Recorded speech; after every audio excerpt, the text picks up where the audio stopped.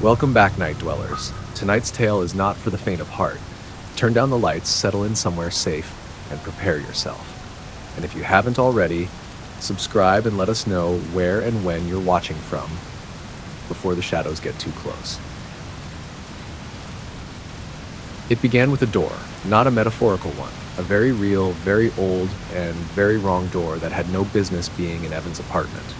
He had lived alone on the 5th floor of the building for 3 years.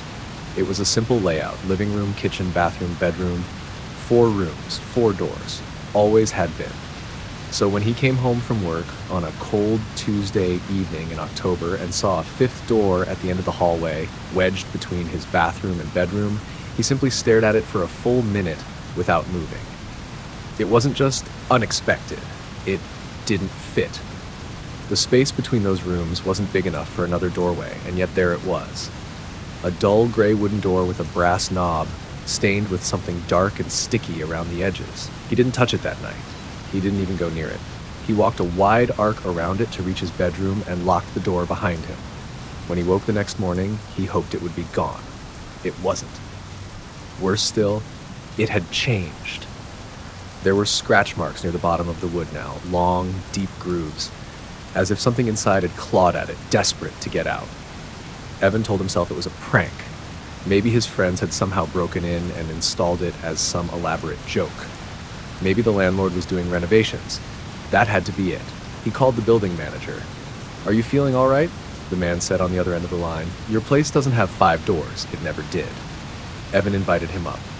The manager came. He walked through the apartment, confused, unconvinced, until he got to the hallway. There were 4 doors, no 5th. Evan's mouth went dry. I swear it was right here," he said, pointing to the blank wall. The manager gave him a slow, patient look. "You okay, Mr. Thorne?" Evan laughed nervously and waved it off. "Yeah, sorry. Must have been. I've had a rough week." That night, the 5th door was back.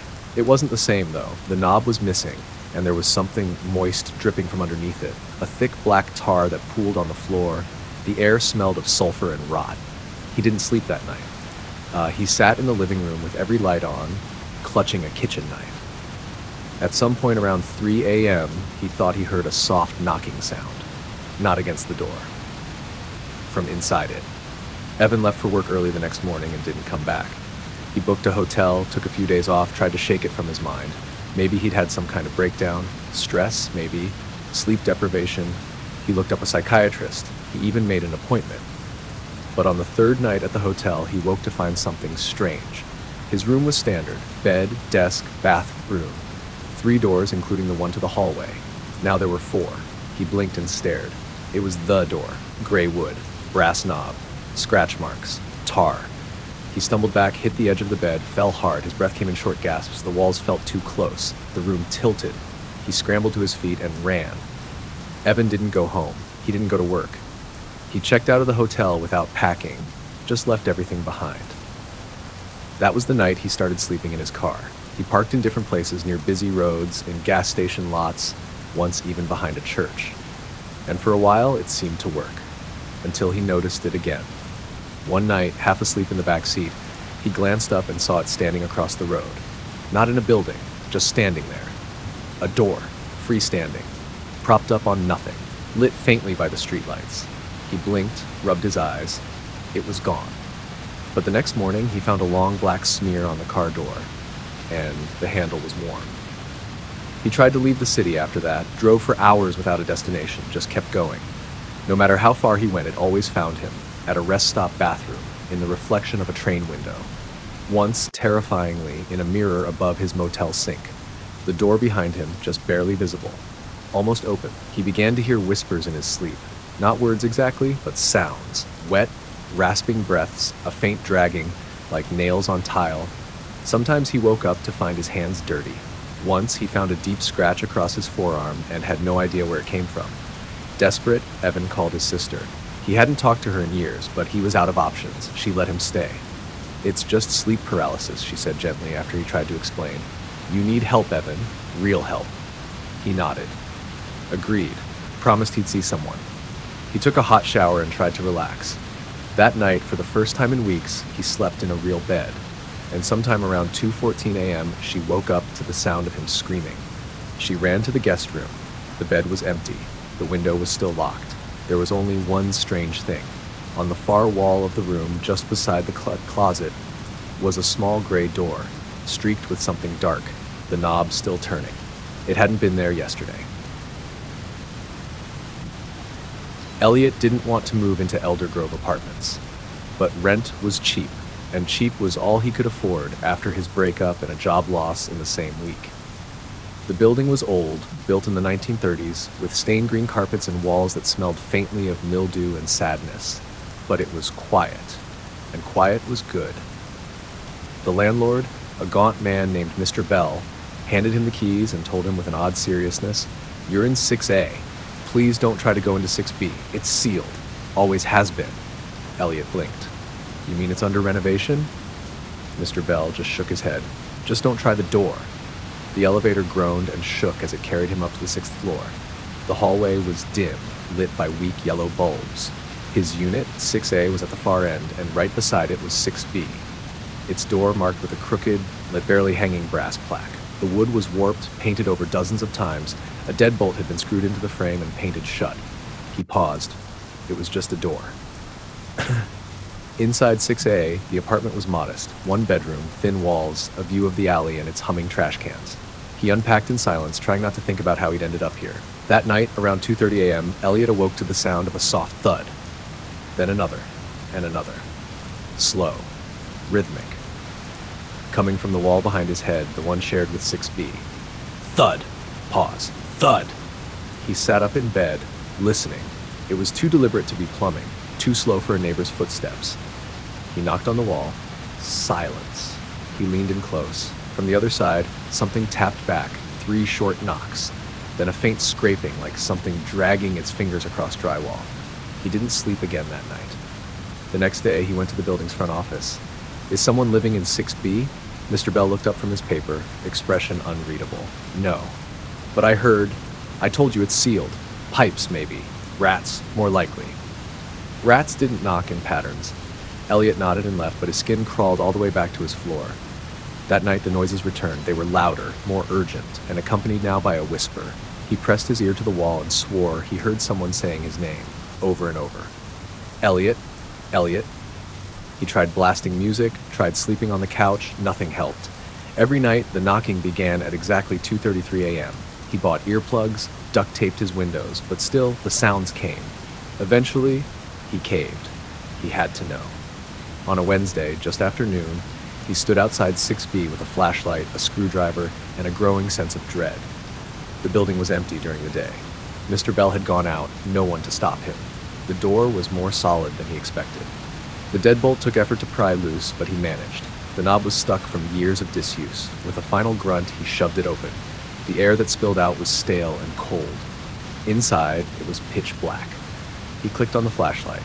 The room was wrong, not abandoned, frozen. The furniture was ancient, covered in dust, but perfectly arranged. A teacup still sat on the table. A rocking chair was angled toward the window, which was sealed from the inside with boards. There was a strange red stain on the carpet, dried into the fibers. No lights, no sounds, no one. Elliot stepped inside. His foot hit something soft, a child's stuffed rabbit, missing one eye. Then he heard the door click behind him. He spun around. It was closed, but he hadn't shut it. He tried the handle. Locked. He pounded on it, called out, but the walls were thick, and the hallway silent. Then from the darkness behind him, he heard breathing. Long, slow, wet. He turned, flashlight beam sweeping the room. Nothing. The beam flickered. He hit the flashlight. It steadied. For now, he walked slowly, every step echoing. There was another room at the back, a bedroom. He pushed the door open. Inside was a bed, the covers pulled back neatly. The wallpaper was peeling, revealing something carved beneath it. Symbols, scratches, handprints. And on the bed sat a journal. It was open. June 3rd. The knocking came again. I tried to ignore it, but I answered once. I knocked back. Now it won't leave me alone. It watches. It waits. It wears the face of my mother. Of me.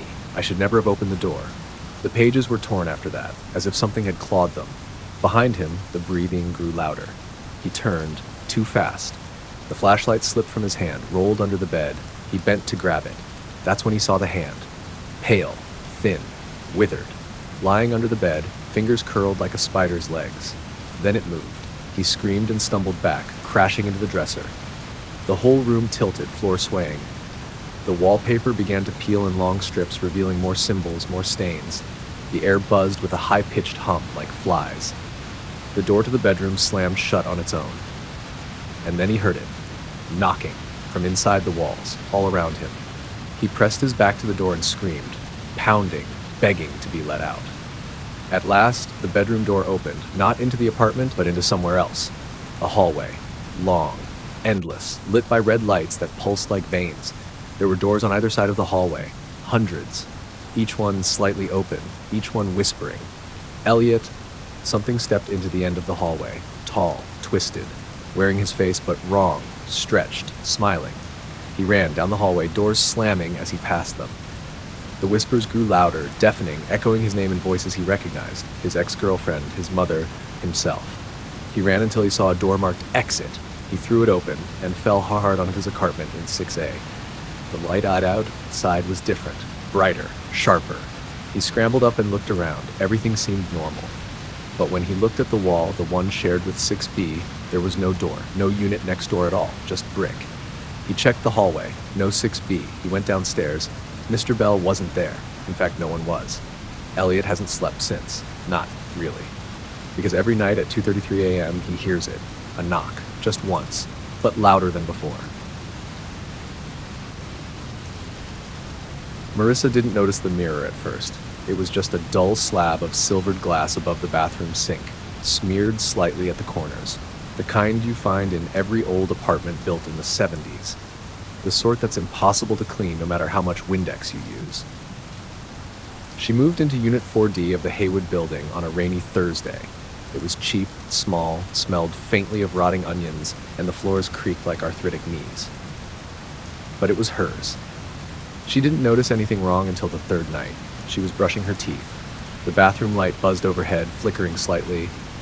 As always, she leaned over to spit into the sink and wiped her mouth. That's when she saw it. Her reflection hadn't moved. For just a second, no more. It stood there, staring at her with that slack jaw and vacant expression while she leaned away. Marissa blinked, looked again. It was fine. Her reflection mirrored her perfectly. She chalked it up to exhaustion. Moving was stressful and she hadn't slept much in weeks. She shut the light off and went to bed. But the next night it happened again. She sneezed, loud, sudden, and her reflection didn't. It stood perfectly still, eyes wide open, watching. This time she didn't brush it off. She stood still, facing it. It stared back. She lifted her hand. The reflection followed. She tilted her head. It matched. For a full minute she played the mirror game. Nothing wrong. But as she turned to leave the bathroom, she caught something in the corner of her eye. A smile. Just for a moment. Her face. Smiling. When she wasn't. She didn't sleep that night. The following day, she covered the mirror with a towel, just to be safe. And yet that night, as she brushed her teeth, she felt it again. That tug in her chest. That crawling awareness, like someone watching. She glanced at the towel-draped mirror and froze. There was movement behind the fabric, a shifting, a tilt, like a face pressing against it from the other side. She backed out of the room slowly and locked the door. The next morning, the towel was on the floor. She stared at the mirror from the doorway. Her reflection stood there, perfectly still, except something was wrong. The bathroom behind it looked darker, too dark, and the reflection of the hallway where she now stood was empty. She wasn't in the mirror at all. Then a second later, she was. She slammed the door shut and ran out of the apartment, called her sister, went to a friend's, stayed away 2 nights, but nothing felt right. She felt tugged, like something was pulling at her gut, urging her back. She dreamed of silver surfaces, of wet glass, of her own reflection, whispering secrets through clenched teeth. On the third day, she returned. Everything in the apartment was normal, dusty, quiet, smelling faintly of mildew. The mirror was still there, mocking her. She didn't go in the bathroom, not that day, but she could feel it, like it was listening. At night, the noises started, dripping water, always from the bathroom, always just after midnight. She turned the faucet off, checked the pipes. Still, the dripping came. Worse, sometimes she could hear footsteps in the bathroom, even when the light was off. Even when she wasn't in it. One night, the door creaked open on its own. The mirror was waiting. She approached it slowly, trembling, flashlight in hand. The bulb in the bathroom had burned out, refused to come back on no matter how many times she changed it. The mirror reflected nothing but black. Then her flashlight flickered, and she saw it. Her reflection was smiling. A wide, crooked grin that stretched too far. Its eyes were too bright, too large. The corners of its mouth leaked something dark, and it was reaching out, hand pressed against the glass. Marissa screamed and dropped the flashlight. The light rolled and spun, shadows twisting wildly. When she looked up, her reflection was normal again, but the smile lingered in her mind. She bought a hammer the next day, stood in front of the mirror, raised the tool high, and hesitated. The reflection didn't copy her. It stared. Its mouth moved, not hers. Its! It mouthed something slow, deliberate. Let me out. She struck the mirror with all her strength. The glass shattered, but not in the way glass should. It didn't fall. It peeled like skin. Underneath the top layer, there was more glass, but different, deeper, wet, pulsing, like looking through a window into another version of her bathroom, one with dim, flickering lights, with something moving in the shadows. And then, hands. Her hands. Dozens of them. They pressed against the inside of the mirror, palms splayed. Some were bruised, some bleeding, some tapping. Tap, tap, tap. She stumbled back, ran from the room, didn't stop running until she was in the street. She left everything behind, her phone, her keys, her clothes. She never went back, but that didn't stop at it. Now, every reflective surface she passes, every mirror, every black TV screen, every calm puddle, she sees it. Herself, watching, sometimes smiling, sometimes mouthing those same words, let me out. And sometimes just behind her mirrored eyes, another face, not hers, and it's getting closer. Shh, the whistle in the wheat. The wheat fields around Dry Hollow were taller than any child and older than any story that came out of them. They whispered even when the wind was still, and people in town said the fields could remember things. Bad things. No one talked much about the Miller family. Not after what happened. People just got quiet when the subject came up, looked away, sipped their coffee, and changed the topic to weather or livestock or the price of petrol. But everyone remembered the whistle. It started in early June, on the kind of night where the moon hung low and too red. Henry Miller had been out late checking the irrigation. He was never the sort to scare easy, but he came home pale that night. Said he heard a whistle, soft, tuneless, drifting through the rows of wheat like it was searching. It wasn't no bird, he told his wife. It was closer. His son, Caleb, overheard. He was 8. He thought it was funny. He tried to mimic the sound his father described, walking around the house making tuneless whistles. His mom told him to stop, not because it was annoying, but because Henry's hands started to shake every time the sound came out of his son's mouth. The next night, Henry didn't come home. They found his flashlight at the edge of the field, still on, still warm. The wheat was parted, like something tall had walked through it on 2 legs, slow and deliberate. But the tracks didn't lead anywhere, they just stopped. That night, Caleb couldn't sleep. He sat on the edge of his bed, staring out the window. The wheat brushed against the glass when the wind kicked up, and sometime after 2 a.m., he heard it, the whistle, low, breathless, close. He ducked under the covers, didn't move, didn't breathe. The next morning, there were prints in the dirt outside his window, too big to be his own, too wide to be his mother's. Mrs. Miller called the sheriff. He came, took one look at the footprints, the broken stalks, and left without a word. That afternoon, he resigned and moved to Arizona. No one came after that. No search parties, no reporters, just silence and the whispering of the fields. 2 nights later, Caleb started sleepwalking. His mother found him at the front door, one hand on the knob, whistling. She locked every window after that, nailed shut every door, but each morning the nails were gone.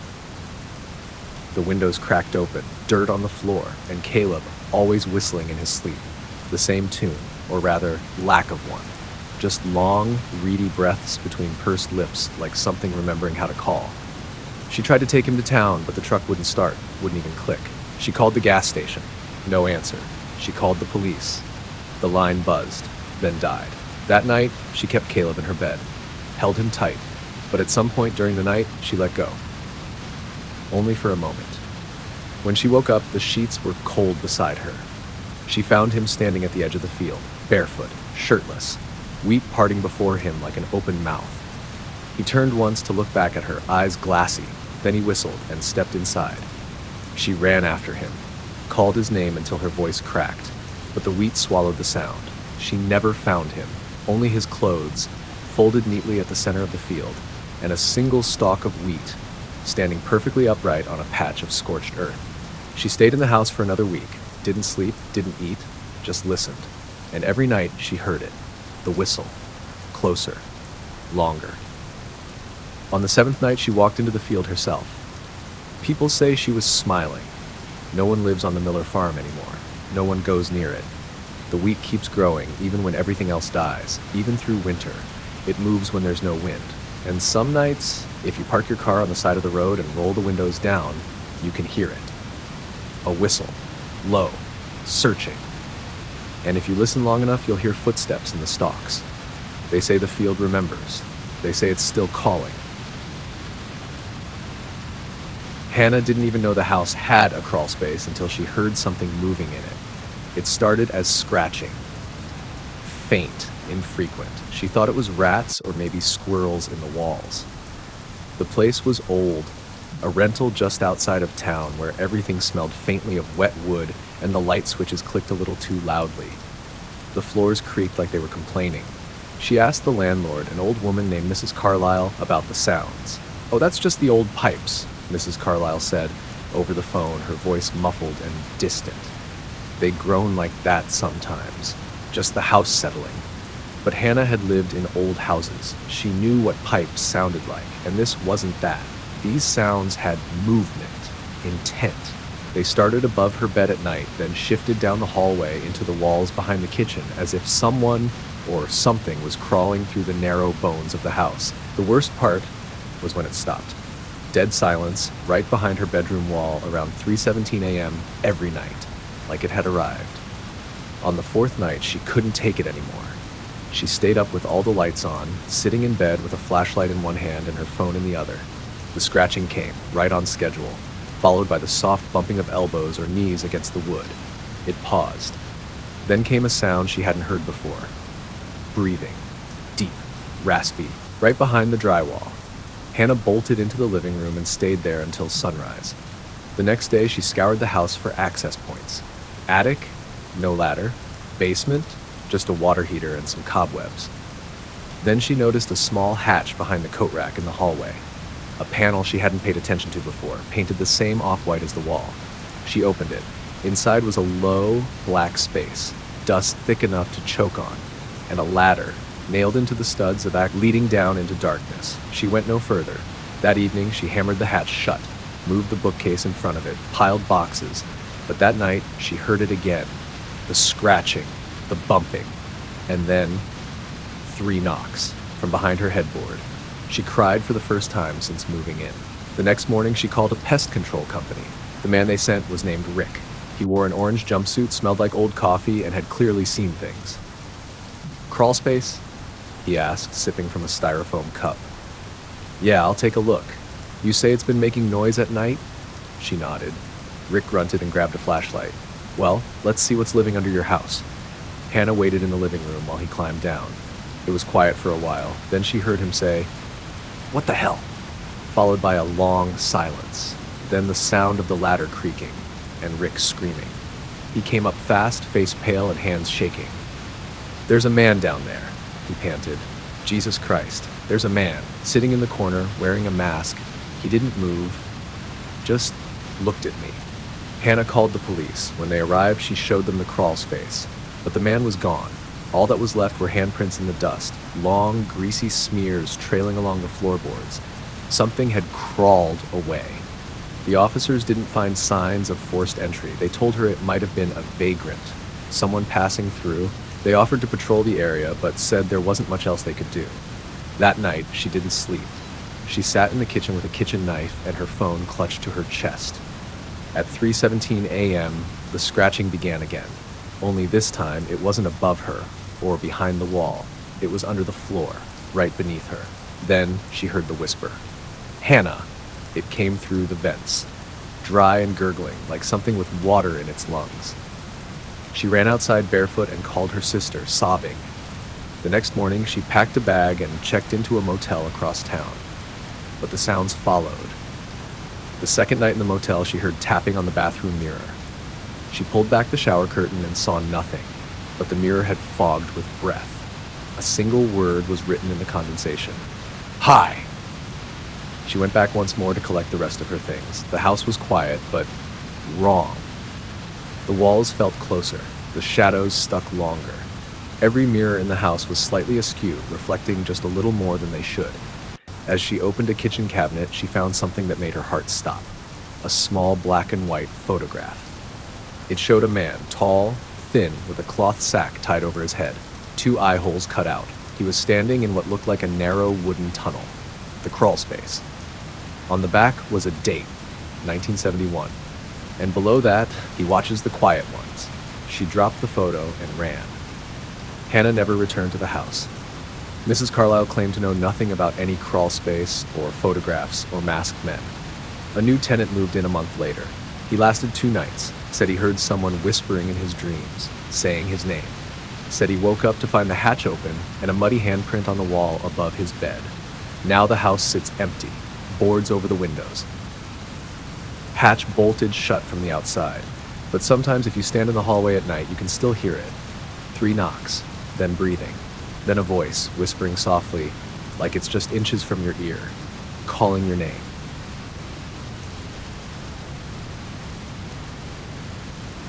The tape recorder. The tape recorder didn't belong to Jordan. It arrived in a cardboard box on a rainy Wednesday, unmarked, with no return address. Just sitting on the porch of his new apartment like it had always been there. He should have thrown it away. It was an old handheld model, the kind with chunky red buttons and a built-in microphone.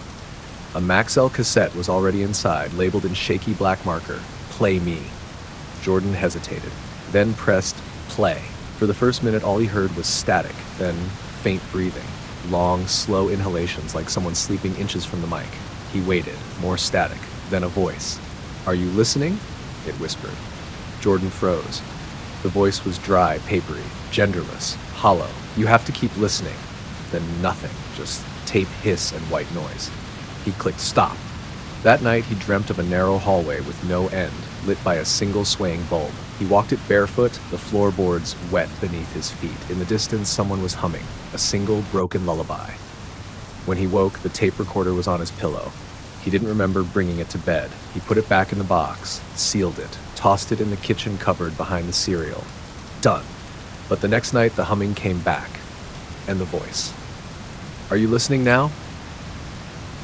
He found the box open the next morning. The tape recorder sat on the kitchen counter. The tape had rewound itself.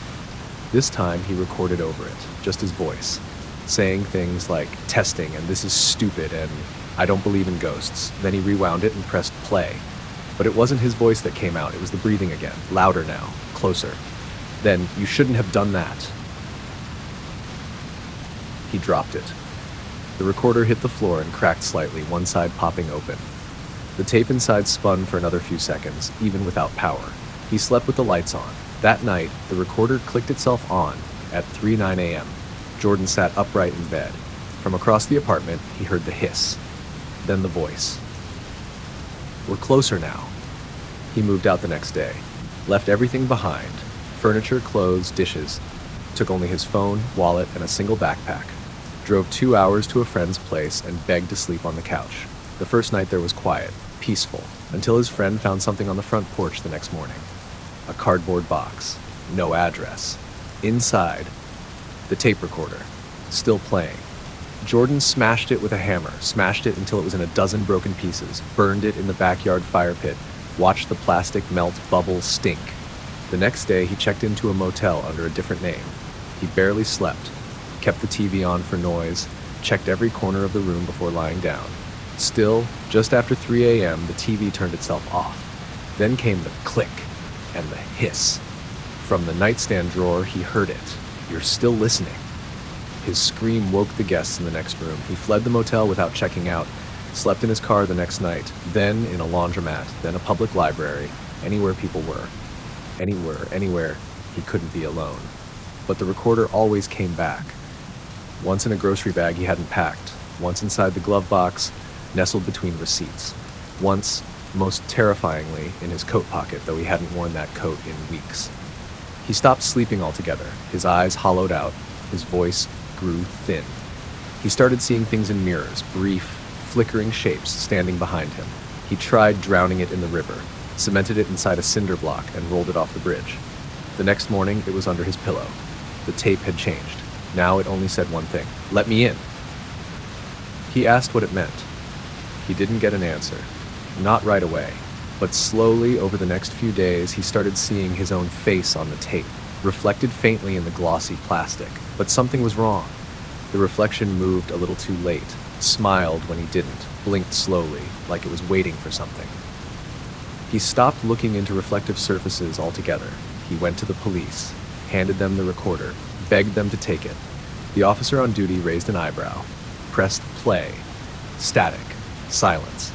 Then Jordan's voice, but it wasn't a recording he'd made, it was him screaming, then gurgling, then silence. "Is this a threat?" the officer asked. Jordan didn't answer. He ran. He doesn't talk anymore, doesn't sleep, just wanders from place to place, always carrying a backpack, always checking over his shoulder.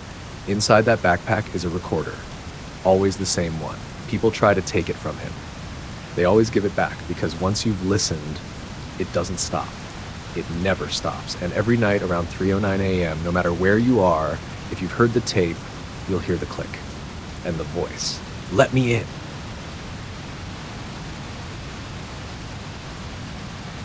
The passenger seat. Leo picked up the hitchhiker just outside of town.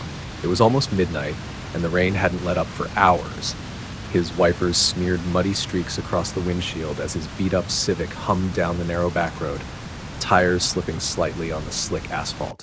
When he saw the figure by the side of the road, thumb raised, hoodie soaked, standing motionless in the rain, it felt almost like a dream. He slowed down. He didn't know why.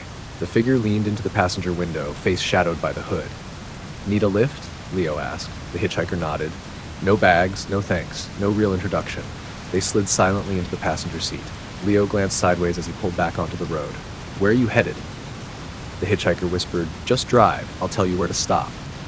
The voice was odd, thin, cold, like it wasn't used to being spoken aloud.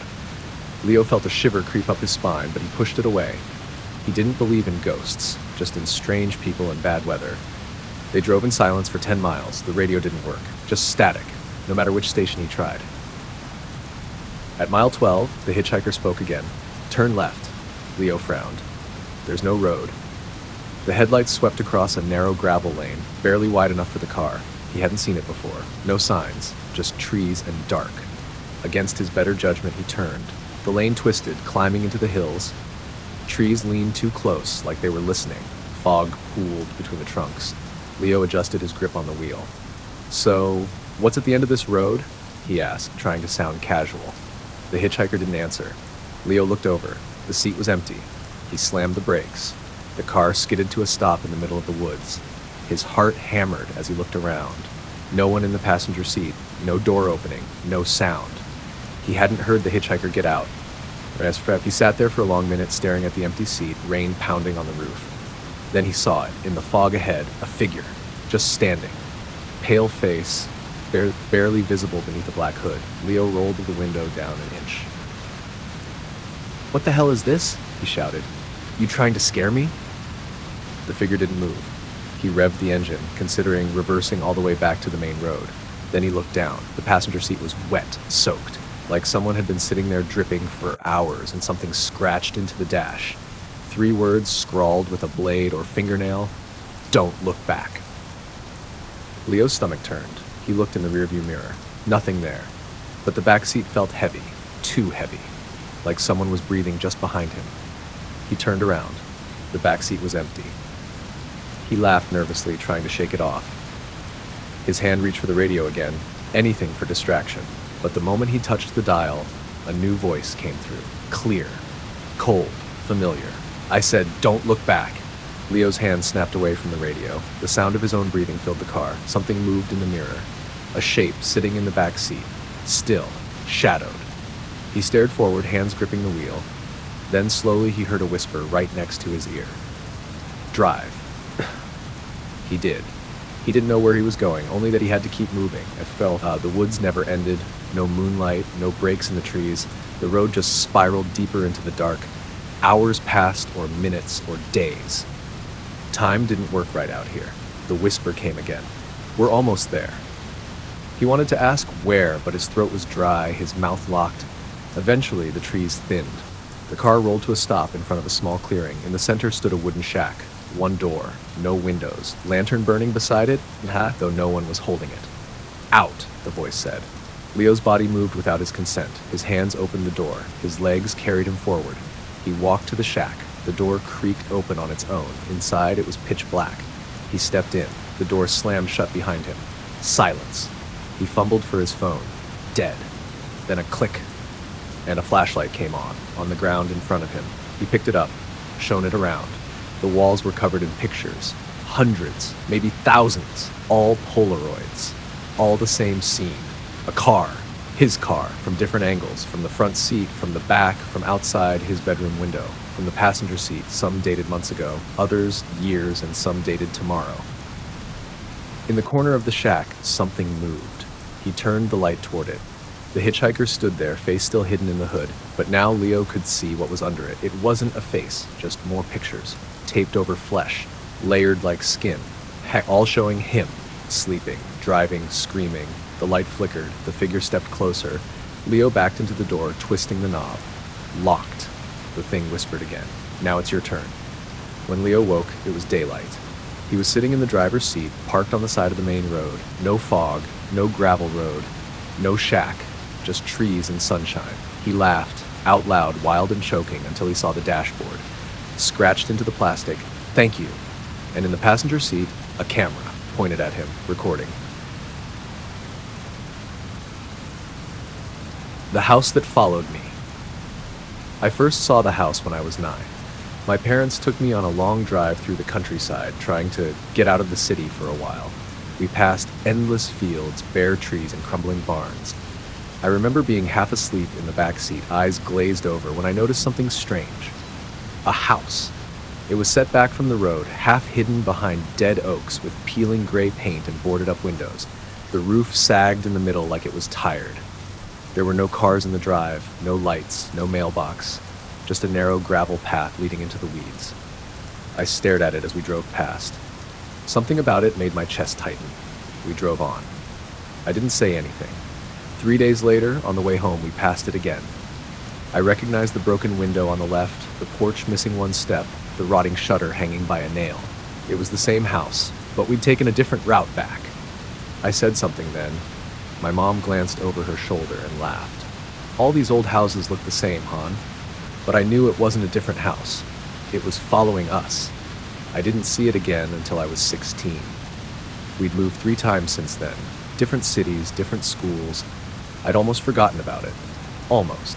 That winter, I was walking home late from a friend's house when I noticed something across the street. On a vacant lot where a convenience store had burned down the year before, something new had appeared. A house. Boarded up, sagging roof, broken left window, same porch with the missing step. My blood ran cold. I stood there for nearly 10 minutes just staring at it until a car passed and snapped me out of it. When I looked back, the lot was empty again. No house. No footprints in the snow. I didn't tell anyone. The older I got, the more often I started seeing it. Never for more than a few seconds. Once reflected in a lake. Once down an alley that used to be a dead end. Once in the window of a passing train. Perfectly still while everything else moved. Always the same house. I stopped pointing it out. People thought I was joking, or lying, or worse. By the time I turned 24, I had rules. Never approach the house. Never stare for too long. Never acknowledge it aloud. It didn't like that. Last summer, I made the mistake of taking a picture. I thought if I could just prove it, maybe I could break the loop. I saw it on a walk through an unfamiliar part of town, tucked between a closed deli and an auto shop. No one else even glanced at it. I lifted my phone and snapped one photo. It didn't show up in the picture. Instead, my phone glitched. The screen went black, then white, then showed a close-up of my own face, staring into the lens. But I hadn't turned the camera around. When I looked up, the house was gone. That night, it came closer. I woke at 3:11 a.m. to a knocking sound. Not at the door, not at the window. From underneath the bed. I didn't move, didn't breathe, just listened. 3 knocks, a pause, then 3 more. I gathered the courage to turn on the lamp. A fine layer of dust coated the floorboards, and in that dust a footprint, bare, small, wet. I moved the next day. Didn't tell the landlord why, didn't tell my friends. Just packed a bag and disappeared. But the house came with me. It was waiting 2 blocks from the new apartment, wedged impossibly between 2 office buildings that hadn't had space between them before. The last time I saw it was the worst. I was sitting in my kitchen, lights off, eating cereal in the dark like I sometimes do when sleep won't come. I turned to grab the milk, and the house was outside the window. Closer than it had ever been, pressed up against the glass like it had grown there overnight. Impossible. 3 stories tall where before there was only alley. A single light on in the top floor. I dropped the bowl. Milk spilled everywhere. I blinked, looked again. It was still there. A curtain twitched. Something moved inside. I ran into the hallway, slammed my front door open, raced down the stairs, out the building, and the alley was empty. Not a single brick out of place. But when I turned back to look at my apartment window, I saw it. Not my apartment. A gray house. Boarded up windows. 1 broken shutter hanging, and a light on upstairs. I don't remember going back inside, but I woke up in the top floor of the house. The wallpaper was faded yellow, patterned with tiny roses. Mold crept up the corners. There were children's drawings taped to the walls, stick figures, scribbled faces. All of them were looking at me. The window didn't open. The door was locked from the outside. It took me 3 days to get out. And when I did, back on the street, dazed, exhausted, covered in dust, no one had seen me go missing. No one had noticed the house. It had vanished again. But now I feel it all the time. Closer than before. Every hallway feels 1 door too long. Every mirror shows too much space behind me. My phone buzzes with missed calls from numbers that aren't real. At night, I hear the floorboards groan. Not mine. Theirs. And sometimes in the corner of my eye, just before I fall asleep, I see it. A gray house. Waiting. Patient. Like it's deciding whether I belong outside it anymore. Or in. Shh. The smiling thing in the walls. When we moved into the old duplex on Wren Street, the landlord told us the usual half-truths. Yes, it creaked. No, it wasn't haunted. No, that smell would go away. We were broke students, and the rent was just low enough that we didn't ask too many questions. There were 3 of us, Lena, Joel, and me. We joked about the place at first, called it the mausoleum because of how cold it stayed, even in August.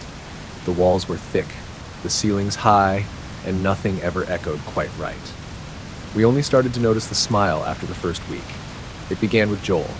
He came into the kitchen one morning, pale and jittery, rubbing his arms like he'd been outside in the snow. "I think I saw someone in the wall," he said, "in the gap behind the kitchen counter." Lena rolled her eyes. "You probably saw your reflection." "No," he said. "They were smiling. Too much." We laughed him off. The next day, the toaster sparked and died. The light in the fridge went out. I found a crack in the bathroom mirror that hadn't been there before. Hairline, curved, like a grin.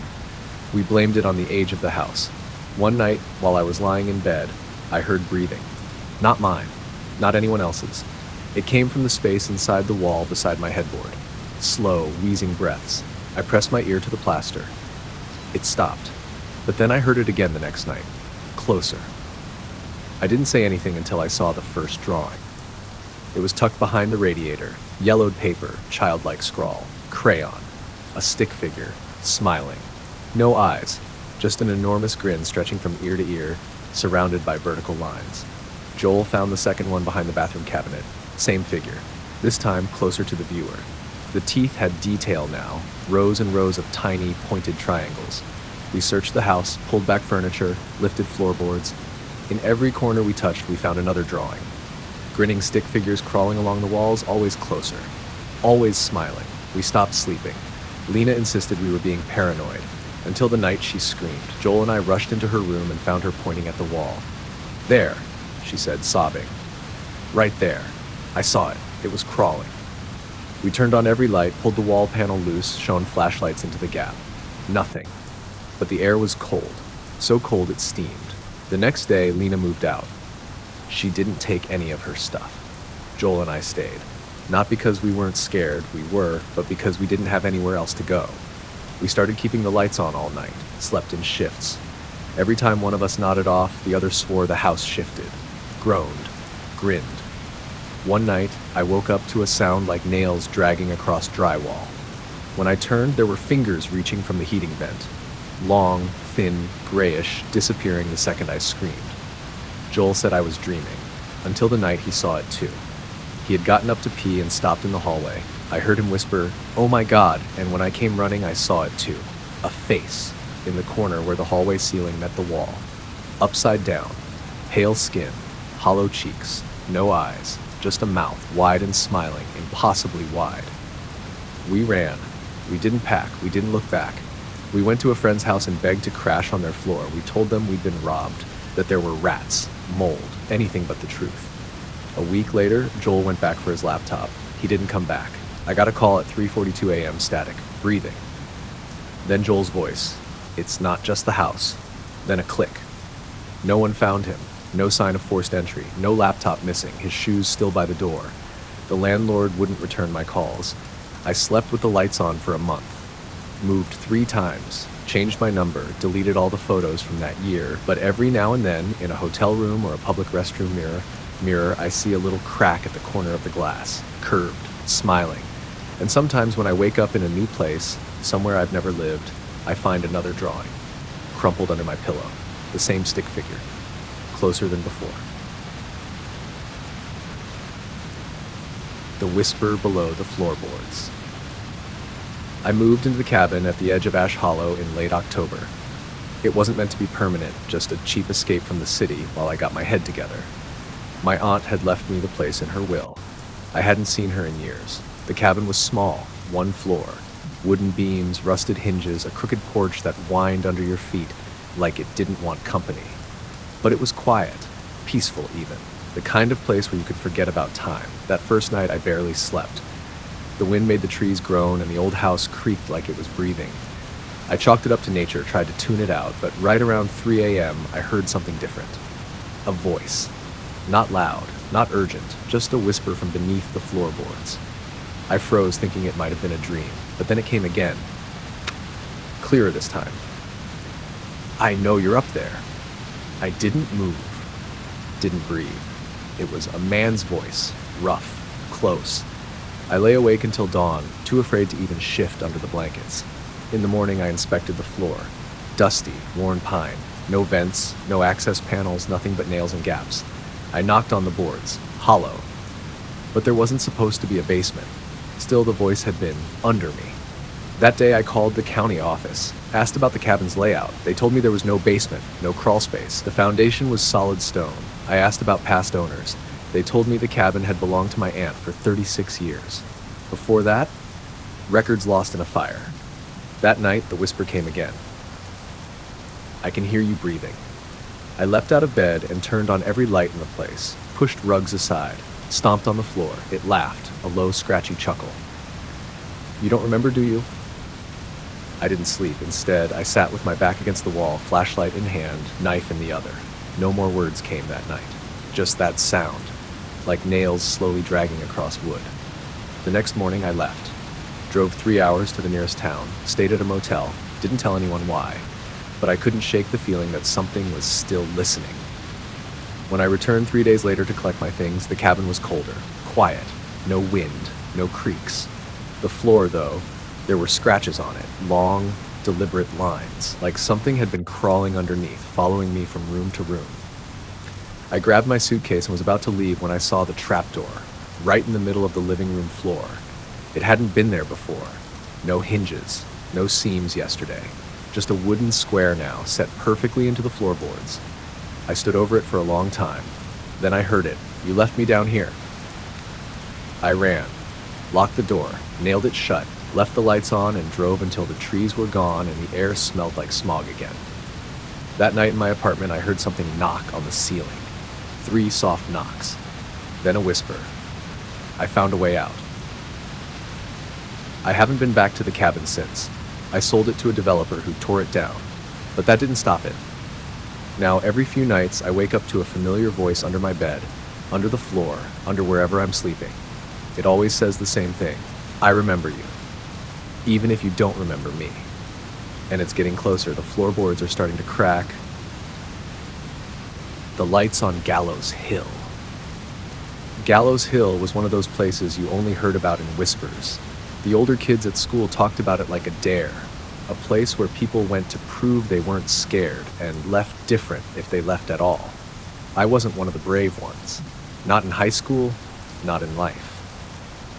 But the night after my brother Ethan went missing, I drove up there anyway.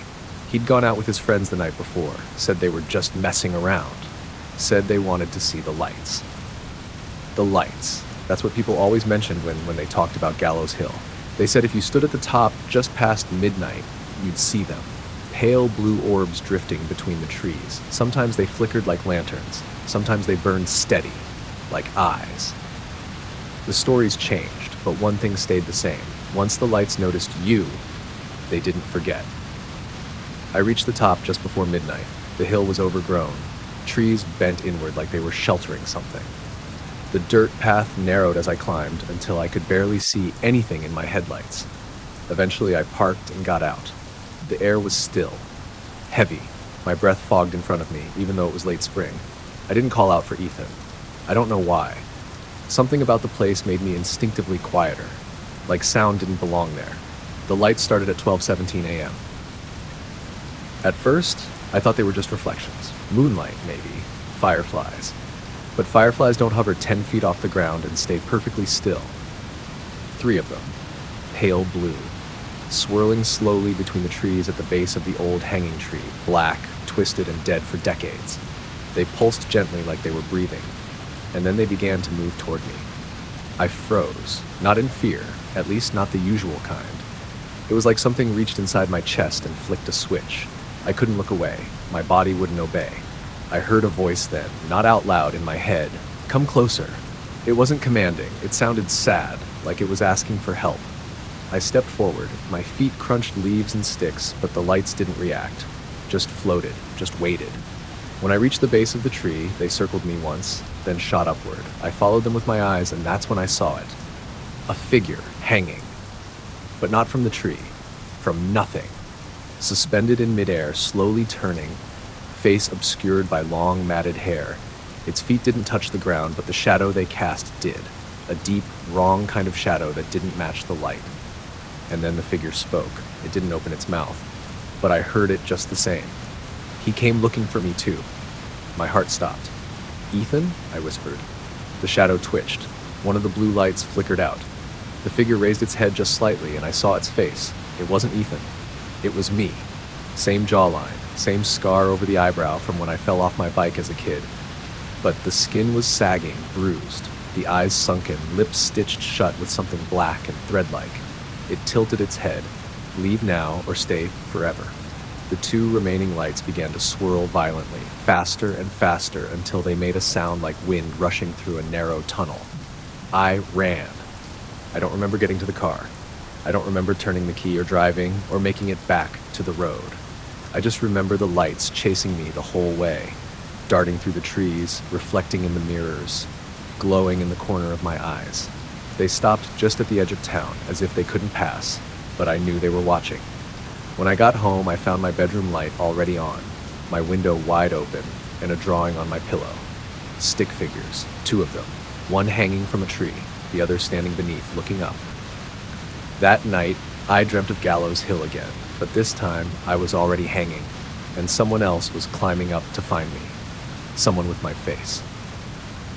It's been 3 weeks since Ethan disappeared. The police gave up. His friends won't talk about what happened. His phone was found on the trail leading up the hill, screen cracked, still recording.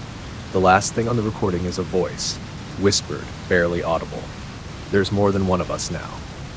Sometimes, at night, I wake up to blue light filtering through my curtains. I don't go to the window. I don't answer when it calls my name, because I know what it wants. And I know now. It never wanted Ethan. It was always waiting for me. The girl behind the door. The first time I noticed the door was locked, I didn't think much of it. It was a plain wooden door at the end of the hallway in my new apartment, painted the same dull off-white as the walls, with an old tarnished brass knob. I assumed it led to a utility closet or maybe an old laundry chute. Every building has a door like that, unused, forgotten. I didn't try to open it until the third night. I don't know what made me stop. Maybe it was the cold air I felt brushing my feet as I passed, even though there were no vents nearby. Maybe it was the soft click I heard, like someone had just turned the knob from the other side. I paused, turned the handle, locked. I pressed my ear against it. Silence. But the wood felt oddly warm. Later that night, just as I was about to drift off, I heard a knock. 3 soft taps, deliberate like fingertips. I sat up, heart racing. Another knock. I got up, opened the door to the hall. Nothing. The hallway was still. Too still. I checked the strange door again. Still locked. I stared at it for a long time, waiting for something. Anything. Then I laughed at myself and went back to bed. But the knocking continued. Every night, always around 2:34 a.m., 3 soft knocks, sometimes closer, sometimes distant, always followed by a long silence, like whoever or whatever was knocking was listening for my reaction. On the 5th night, I knocked back. Just once. I don't know why I did it. Curiosity, defiance, stupidity. I waited. At first, nothing happened. Then from the other side of the door, I heard a giggle, high-pitched, giddy, wrong. I stumbled back and turned on every light in the apartment. I didn't sleep that night. The next morning, I called the landlord. "Oh, that door?" he said. "Yeah, that doesn't open. Haven't had the key in years. It's just empty space back there, dead end. You're not the first tenant to ask." I asked if I could try breaking it open. He chuckled nervously. "I really wouldn't if I were you." He hung up before I could ask what he meant. The knocking didn't stop. Some nights, it got louder, faster, like fists pounding. Other nights, I'd hear scratching, like tiny fingernails tracing shapes into the wood. On the 9th night, I found something new. A note slipped under the door in the middle of the night. It was written in crayon, purple, sloppy. "Let me out. I'll be good this time." I didn't sleep, didn't eat. I taped the note to the fridge so I wouldn't convince myself it was a dream. On the 11th night, I moved a chair in front of the door, just in case. That night, I woke to the sound of it dragging across the floor. Slowly, painfully. Something was pushing from the other side. I grabbed the chair and shoved it back into place, heart hammering. The next morning, there were scratches in the wood, deep ones, like someone had been trying to claw their way through. That night, no knocking came. Instead, I heard singing, a lullaby, soft, eerie, the same melody on a loop. "Rockabye Baby in the Treetop," sung in a little girl's voice, raspy and tired, off-key. I covered my ears, buried myself in blankets, but the sound seeped through. On the 13th night, I woke up to find the door open, just a crack, the brass knob turning slowly. I stood frozen, staring, not daring to breathe. Then, from the narrow opening, something slid out. A doll, handmade, sewn eyes, crooked smile, stuffing leaking from one torn arm. Tied around its neck was another note. "You dropped this. Come play?" I kicked it down the hall and slammed the door shut. Jammed a screwdriver into the frame, pushed the couch in front of it. I considered leaving, but part of me needed to know what was behind the door. So, on the 15th night, I waited by it, alone, armed with a crowbar and a flashlight. When the knocking came, I didn't flinch. When the voice whispered, "Please," I stayed silent, and when the knob began to turn, I let it. The door creaked open. Behind it, nothing, just darkness. A small square room with no furniture, no windows, no door on the other side. Except for the little girl. She stood in the middle of the room, barefoot, face hidden by a curtain of dark hair. She looked up at me. Her eyes weren't human. Glass buttons, sewn into skin. She grinned, her mouth stretched too wide. "Finally," she said, "your turn." Then she lunged. I slammed the door just in time, but not before I saw what the room really was. Not a room at all. A throat, and the walls, flesh. Moving, breathing, swallowing. I don't sleep anymore. The door is sealed, bolted, chained, furniture stacked high. But sometimes when I'm not looking, I find the doll again, sitting on the table, on my pillow, in the fridge, and the notes keep coming. "Let me out. I'm lonely. You belong here." The worst one came yesterday. It was scrawled across the bathroom mirror in steam, though I hadn't used the shower. "The door's not mine anymore. The man who waits at the end of the road." No one used the old road anymore. It stretched past the last gas station, beyond the cornfields, and into the forgotten woods that smelled like copper and rot. Official maps didn't show it. Locals said it just ended.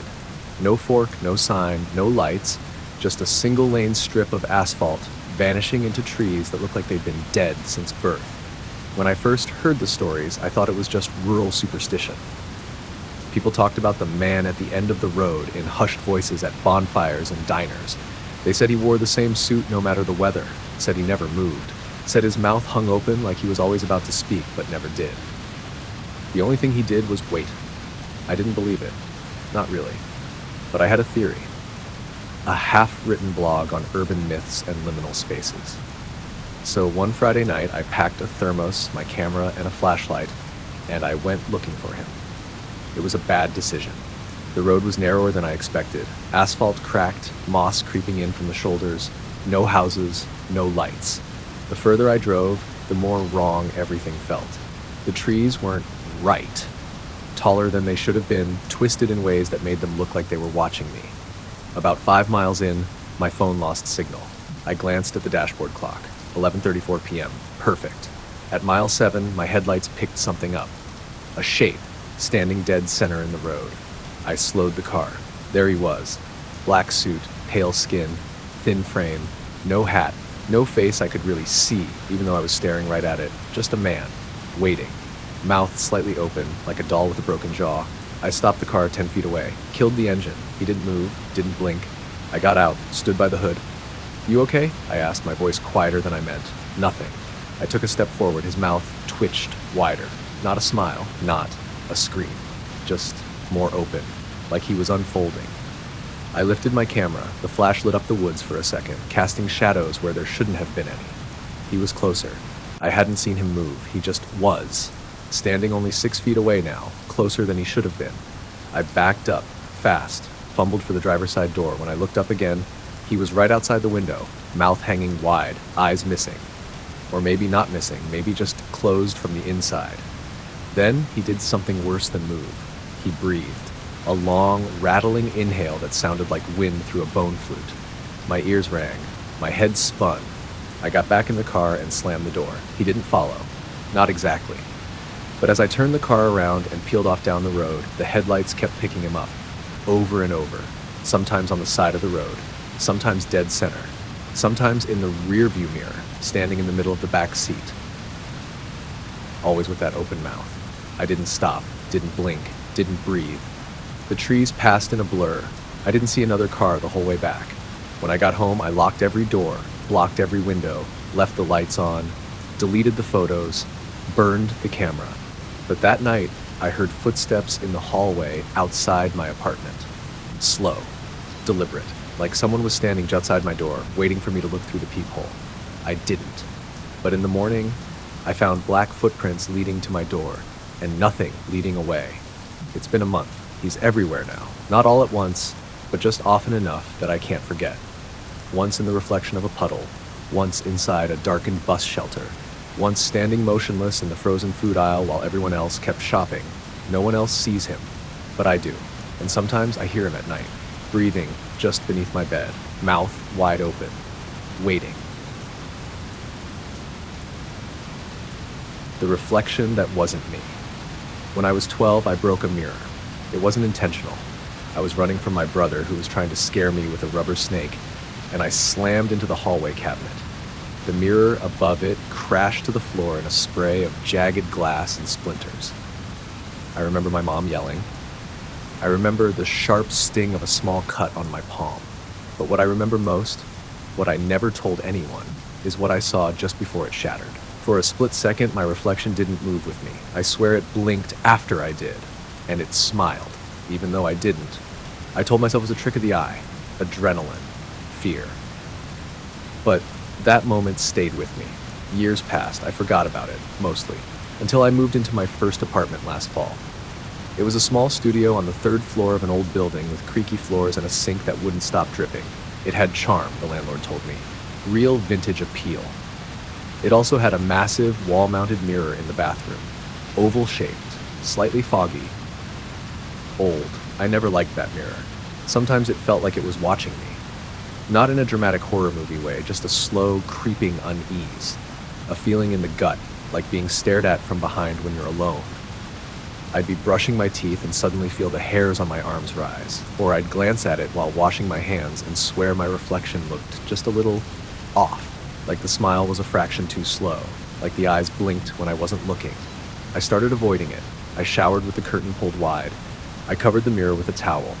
That seemed to help. For a while, until one night I woke up to a dripping sound, not the sink, louder, heavier, like something wet was crawling across tile. I sat up, heart thudding. The towel had fallen off the bathroom mirror, or been pulled down. The bathroom light was on, even though I always turned it off at night. And in the mirror, though I hadn't moved, I could see myself standing there, just beyond the door frame, still, smiling. I didn't go in. I called my friend Rachel. She lived across town and owed me enough favors not to question why I showed up at 2 a.m. with a backpack and wide eyes. I stayed at her place that night, and the next, and the next. But on the fourth morning, I went into her bathroom and almost screamed. Her mirror was fogged from the shower, and written in the condensation in a finger-smudged scrawl were the words, "Found you." I didn't tell Rachel. I didn't want to scare her. I went back to my apartment to get my things. I told myself I wouldn't look in the mirror, wouldn't even glance at it. But when I got there, it was gone. The whole mirror. Just a clean patch of wall where it used to be. In its place, a single Polaroid photo, taped to the wall.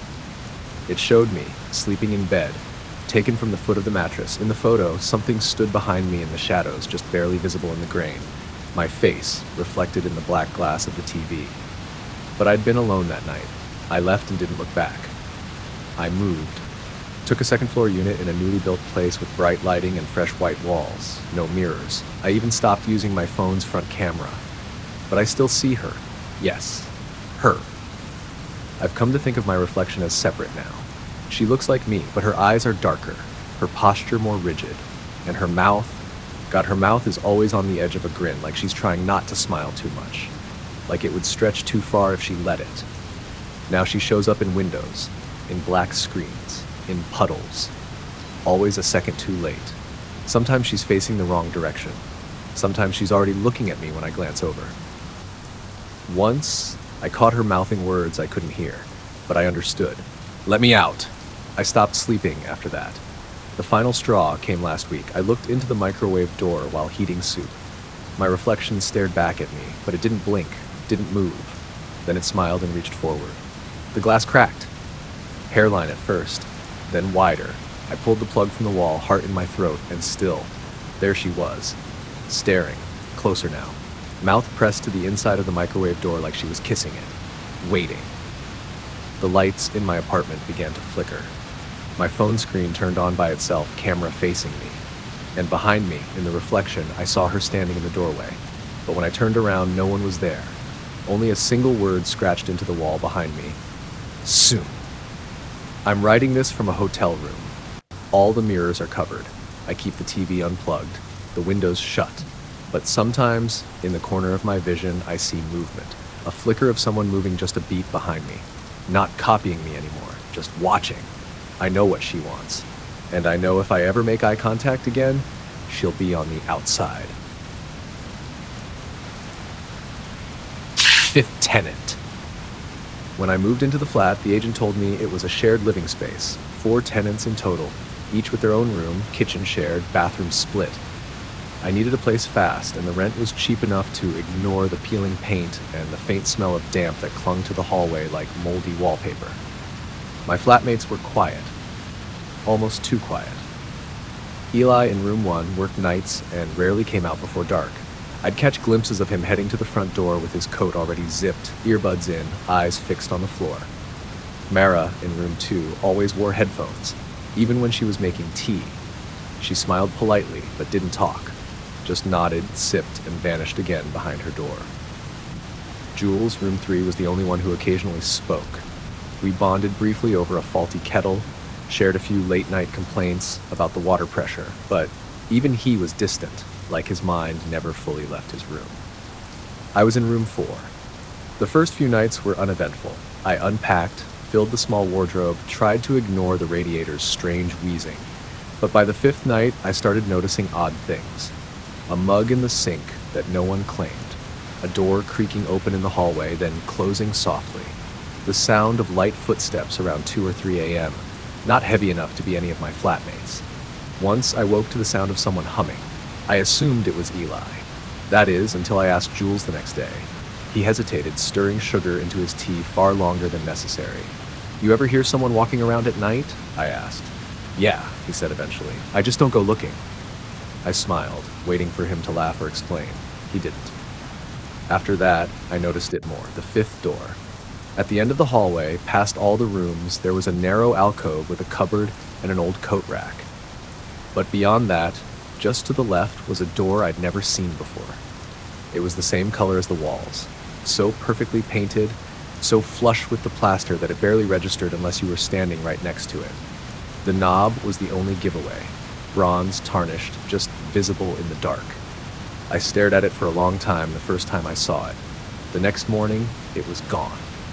The wall was blank. I brought it up to Mara in the kitchen. She didn't look up from her phone. "Don't mention the fifth door," she said. That was all. No explanation, no further conversation. That night I heard it again. Soft footsteps, humming, childlike, familiar. I stood in the hallway, heart pounding, and this time I saw the door open. Not all the way, just enough to reveal a sliver of darkness beyond. And something else. A face, pale, too pale, peering out, not moving, no visible emotion, just watching. I couldn't tell if it was a man or a woman, old or young, but its eyes were wrong. Too still, too dark and wide, like it was surprised I was looking. Then the door closed, slowly, soundlessly, and when I walked to the end of the hall, there was nothing there. I slept with the lights on. The next day, Jules was gone. His room was locked, but his shoes were still by the door. His phone was still on the kitchen counter. A half-full mug of tea was still warm in the sink. No one else seemed surprised. I knocked on Eli's door. No answer. I knocked again. The door creaked open. His room was empty. Neatly made bed, desk untouched. Cupboard wide open. His coat still on the hook. Mara wouldn't speak to me. She just sat on the sofa, headphones on, eyes shut, pretending, or maybe hiding. I tried to leave. The front door was locked, not from the inside. From the outside. No matter how I turned the latch, twisted the bolt, slammed my shoulder against the wood, it didn't budge. No signal on my phone, no internet. The lights flickered, the radiator wheezed. That night I heard the footsteps again, but this time they stopped right outside my door and stayed. I didn't sleep. In the morning, Mara was gone too, only me now. And the thing behind the fifth door, I tried breaking it down. The door didn't move, didn't even shake. I screamed, hit the walls, tore the knob with pliers, nothing. I tried going out the window, but when I opened the curtains, there was only brick. No street, no sky, just a solid wall of stone where the view should have been. I think I'm not in the same place anymore. I think the flat moved, or maybe the fifth room swallowed the others.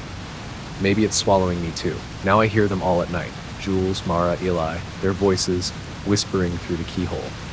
Don't look at it. Don't talk to it. Don't open the door. But I have to know. I have to see what's on the other side. It knocks now. Every night. 3 times. Always at 3:33 a.m. Tonight I'll answer. If someone finds this, if anyone is reading, I left my phone recording in the kitchen drawer. Maybe it'll catch what happens. Maybe it'll prove I was here. Because if I go through that door, I don't think I'm coming back. Thank you for watching. If you enjoyed the story, be sure to subscribe and let us know where and when you're watching from. Day or night, we're always listening. Sleep well, if you can.